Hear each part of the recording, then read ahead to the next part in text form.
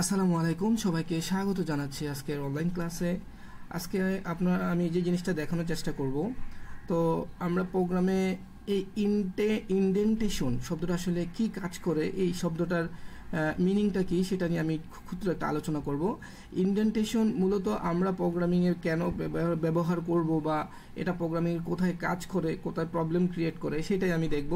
তো এটা দেখার জন্য আমি যে প্রোগ্রামটা নিব, এই উপরের প্রোগ্রামটা করে আমি সেই জিনিসটা দেখব। তো আপনারা দেখুন একটা ইনডেন্টেশন কিভাবে কাজ করে। মনে করেন আপনি একটা ভ্যারিয়েবল নিলেন, মাই ভ্যারিয়েবল, এখানে আপনি মাই ভ্যারিয়েবল বলে তারপরে মনে করেন আপনি বলেন ভ্যারিয়েবলটা ইন্টিজার টাইপের ডেটা দিবে, যেখানে আপনার ইনপুট নিতে হবে। ইউজারকে বলবেন যে আমাকে কিছু ইনপুট দেন। তো ইউজার এখানে আপনি বললেন যে ইন্টার এনি নাম্বার। ওকে, এবার দেখুন আপনার ইনপুট নেওয়ার কাজ শেষ। এবার আপনি এখানে বললেন ইফ, এই যে আপনার যে মাই ভ্যারিয়েবল আছে সেই মাই ভ্যারিয়েবলটা নিলেন, নিয়ে আপনি বললেন ইকুয়াল 5। আমি ওই প্রোগ্রামটার মতো একটু করে দেখানোর চেষ্টা করি, তাহলে আপনাদের বুঝতে সুবিধা হবে। দেন আপনি বললেন যদি এটা আমার ভ্যারিয়েবল ওয়ানটা ঠিক 5 হয় তাহলে আমি প্রিন্ট করব। কাকে প্রিন্ট করব? আমি প্রিন্ট করব value is 5, right? Value is 5 মানে এক্স্যাক্টলি 5, কন্ডিশনটা যদি সত্য হয়। এখন সবসময় তো 5 হবে না, কন্ডিশন তো সত্য নাও হতে পারে। তো দেখুন তখন আমি কি লিখব, ইলিফ, মানে একাধিক কন্ডিশন আমি ব্যবহার করে এটা দেখানোর চেষ্টা করব আপনাদের। তো ইলিফ দিয়ে আমি এখানে বললাম মাই ভ্যারিয়েবল ইকুয়াল যদি আমি বললাম এবার মনে করেন 4। ওকে, তো এখানে আমার কি হলো, আমি আবার প্রিন্ট করব। প্রিন্ট কাকে প্রিন্ট করব, আমি বলে দেব এই নাম্বারটা এখন 4-এ আছে, রাইট? তো এখানে আমি বলবো ভ্যালু ইজ 4, ভ্যালু ইজ 4। এখন আমি সুবিধার জন্য একাধিক ইলিফ নিব। এখানে দেখুন আমি কপি করে পেস্ট করে দিব। মনে করেন এখানে আমি নাম্বারটা চেঞ্জ করে দিই, এখানে 4 দিয়েছি, এখানে দিলাম আমি 3, তাহলে নাম্বার ইজ কি হবে 3। ওকে, এখানে আমি 3 দেওয়ার পর এখানে আমি দিলাম 2, তাহলে এখানে বলবেন নাম্বার ইজ 2। Okay fine. এবার দেখুন আমার এই প্রোগ্রামটা রান করলে দেখুন কি হয়।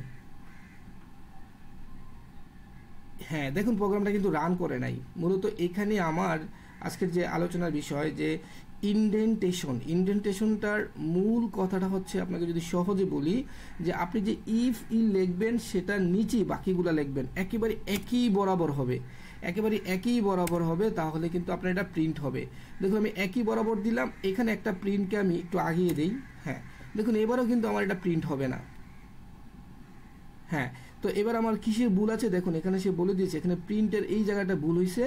তো এখানে নাম্বার 4, তো নাম্বার 4 কোথায়? হ্যাঁ, এই যে এই জায়গাটায় আমার ভুলটা হয়েছে। তো এই জায়গাটায় ভুলটা হলে আমি কি করব, কীরকম ভুলটা হয়েছে আপনি মনে রাখবেন। এই যে আপনি কোলন চিহ্নটা দিলেন না একটা ইফের পরে, এটাকে আমরা ইনডেন্টেশন এখান থেকে শুরু হয়।